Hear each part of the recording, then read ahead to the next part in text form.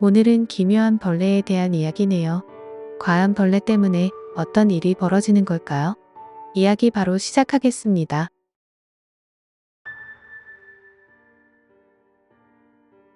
알람 시계를 멈추고 몸을 크게 늘렸습니다. 새벽 5시라지만 한여름이라 밖은 이미 푸르스름하게 밝아오고 있었죠. 나는 세수를 하며 졸음을 쫓아내고 서둘러 옷을 갈아입었습니다. 어제는 비 때문에 산에 가지 못했지만 오늘은 최대한 일찍 들어가 다양한 곤충들을 관찰하고 싶었습니다. 특히 동영상 사이트에서 본 그 기묘한 거미를 꼭 실제로 보고 싶었거든요. 실처럼 길쭉한 무언가가 몸에서 자라나 흔들거리고 거미답지 않게 걷는 게 서툴러 보이는 그 유머러스하고 귀여운 움직임 영상이 찍힌 곳이 이 근처라는 걸 알아내고 여기까지 찾아온 참이었습니다. 곤충 연구라는 내 취미와는 조금 거리가 있었지만 어쩌면 신종일지도 모른다는 생각에 가슴이 두근거렸습니다. 묵고 있는 민박집 현관에서 등산화를 신고 있자 여주인 아주머니가 말을 걸어왔습니다. 안녕하세요. 벌써 나가시게요? 네, 산에 좀 다녀오려고요. 아, 사네요? 저기, 가시려거든 적어도 마스크는 꼭 쓰고 가세요.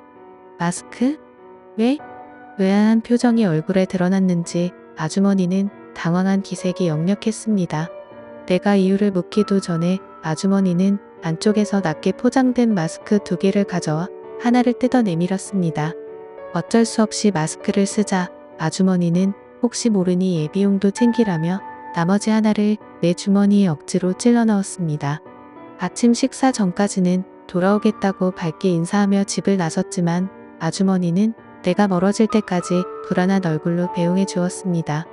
혼자가 되자마자 나는 신이 나서 산으로 향했습니다.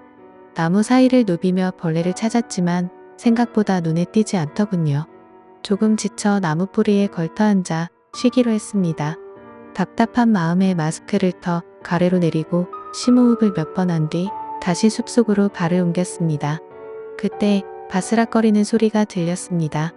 살펴보니 딱정벌레 한 마리가 나무 위를 걷고 있었는데 가슴과 배 사이에서 실처럼 길쭉한 무언가가 자라나 있었습니다. 영상에서 본 그 모습 그대로였습니다. 나는 흥분해서 스마트폰 카메라를 들이댔습니다. 자세히 보니 그 길쭉한 부위는 어떤 섬유질 같았고 머리 부분은 가루를 뿌린 듯 했습니다. 촬영을 멈추고 딱정벌레를 잡아 가까이서 관찰했습니다. 머리에는 아주 작은 돌기들이 돋아나 있더군요. 그때 나무 위에서 툭툭 소리를 내며 사슴벌레와 다른 곤충들이 떨어졌습니다. 놀랍게도 그 녀석들도 모두 목 부근에서 버섯 같은 것이 자라나 있었습니다. 동충하초구나. 개미의 기생의 행동을 제어한다는 좀비 개미 버섯이 떠올랐습니다. 하지만 기생버섯은 보통 특정 종에만 기생하는 법인데 여기서는 여러 종류의 곤충이 한꺼번에 감염되어 있었습니다. 이건 분명 신종 버섯일 거라는 확신이 들었습니다. 대발견이라는 생각에 정신없이 사진과 영상을 찍었습니다. 어느덧 돌아갈 시간. 스마트폰을 챙겨 길을 되돌아가려는데 몸 안쪽에서 기묘한 통증이 느껴졌습니다. 기분이 묘하게 나빴습니다. 잠시 쉬려고 멈춰서려 했지만 다리가 내 의지와 상관없이 제멋대로 움직였습니다. 그대로 고꾸라졌습니다. 일어나려 해도 다리가 말을 듣지 않았습니다. 아니, 다리는 움직이고 있었지만 내 의사가 아니었습니다. 나는 엎드린 채 팔다리를 휘저으며 앞으로 나아갑니다. 손목도 내 마음대로 꺾이지 않아 손등으로 땅을 짚으며 기어가는 기괴한 모습이 되었습니다. 관절과 근육 마디마디가 비명을 지르는 듯 아팠습니다. 눈앞에 웅덩이가 나타났습니다.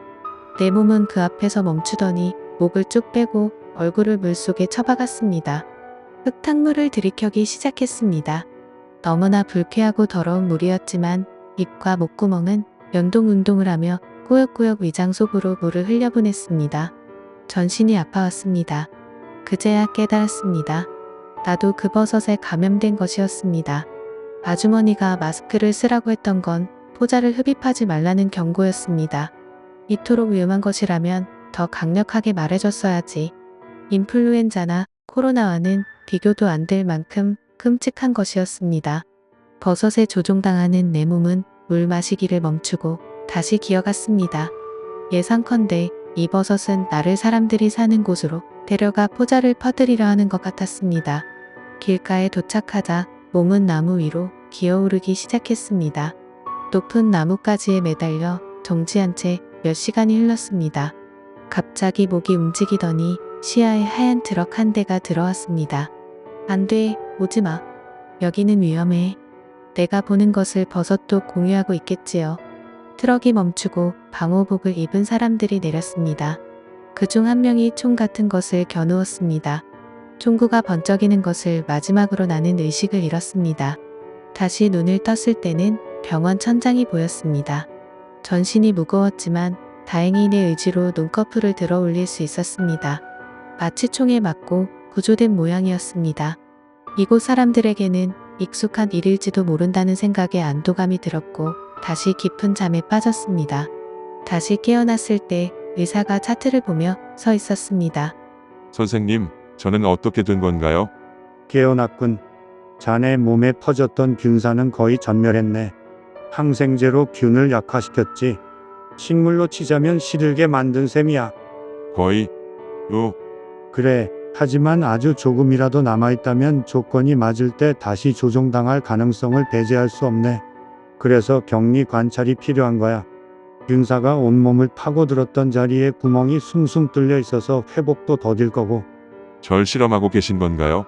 치료법이 없는 겁니까? 인간 기생 사례는 워낙 드물어서 말이야. 우리에게는 연구 대상일 뿐 치료법을 따로 정립해두진 않았거든. 의사는 내 질문을 피하듯 서둘러 병실을 나갔습니다. 무언가 이상했습니다.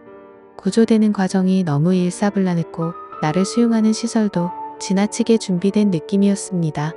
그러고 보니 그 영상은 누가 올린 걸까요? 불안한 의문들이 꼬리에 꼬리를 물었지만 다시 참을 수 없는 졸음이 몰려왔습니다. 나는 현미경에서 눈을 뗐다. 역시 이번 균사는 예상보다 약하다. 검체 스스로 항체를 만들기 시작한 것 같다. 보고서에 재감염 실험 제한이라고 적어 넣고 노트북을 덮었다. 다음 검체 후보는 방금 민박집에 새로 체크인한 등산객이 있습니다. 어깨가 결린다. 오늘은 일찍 쉬어야겠다. 내일도 바쁜 하루가 될 테니까. 오늘의 이야기는 여기까지예요. 주인공은 곤충 연구를 위해 신기한 곤충을 찾아 산을 방문했어요. 마스크를 쓰지 않아 벌레를 발견했지만 포자에 감염되어서 몸을 통제하지 못했어요. 방호복을 입은 사람들이 주인공을 병원으로 이송했어요. 사실은 주인공은 실험을 위한 희생양으로 쓰인 거였죠. 민박집에 온 사람들이 타깃이었죠. 여러분은 신기한 곤충을 알게 된다면 보러 가시겠나요? 또 다른 공포 이야기에서 또 만나요.